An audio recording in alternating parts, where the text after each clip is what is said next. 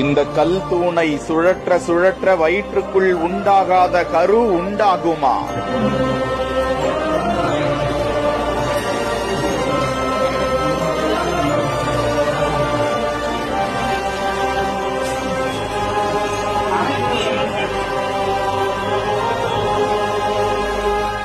ஆச்சரியமூட்டும் சிவஸ்தலத்தின் விசித்திரமான உருளும் கல் தூண். கருங்கல்லே சுழலும்படியான ஒரு கல்லை வடிச்சிருக்காங்க. அந்த காலத்துல என்ன வேண்டிக்கிட்டு அந்த இடத்துல நம்ம வளம் சுத்தினாலும் அந்த இடத்துல நம்ம வேண்டுதல் நிறைவேறும் அப்படின்னு சொல்லுவாங்க. சிவனும் அம்பாளும் அகஸ்தியருக்கு நேரிலேயே காட்சி தந்த ஸ்தலமா?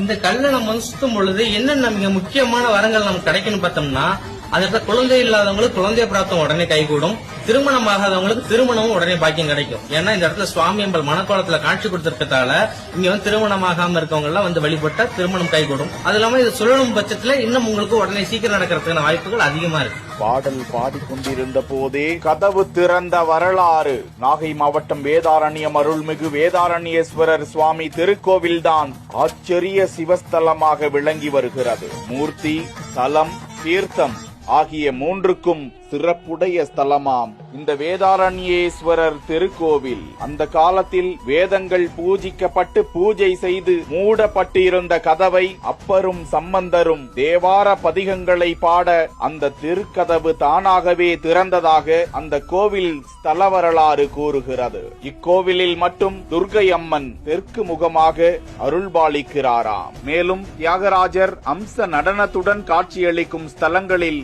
இதுவும் ஒன்றாம். நாள்தோறும் காலை மாலை வேளைகளில் மரகத லிங்கத்திற்கு சிறப்பு அபிஷேகம் நடைபெறுகிறது. திருமண கோலத்தில் சிவபெருமான் அம்பாளுடன் பக்தர்களுக்கு இந்த கோவிலில் அருள் பாலிப்பதால் இக்கோவிலில் வழிபட்டால் திருமண காரியங்கள் கைகூடுகிறது என்பது அசைக்க முடியாத நம்பிக்கையாக விளங்கி வருகிறது. சுமார் 2000 ஆண்டுகள் பழமையான இந்த திருக்கோவிலில் சிற்பக்கலைக்கு எடுத்துக்காட்டாக சுழல்கின்ற தூண் ஒன்று அதிசயமாக விளங்கி வருகிறது. கருங்கல்லால் செய்யப்பட்ட இந்த தூணை 9 முறை சுழற்றி சுழற்றி வேண்டிக் கொள்கிறார்கள். இதனால் அவர்களுக்கு குழந்தை பாக்கியம் கிடைப்பதாகவும் திருமண தடை நீங்குவதாகவும் சொல்லப்படுகிறது. ராஜராஜ சோழன் காலத்தில் கட்டப்பட்ட இந்த திருக்கோவிலில் வரலாற்று சிறப்பு மிக்க இந்த தூண் ஒரு அதிசயமாகவே விளங்கி வருகிறது.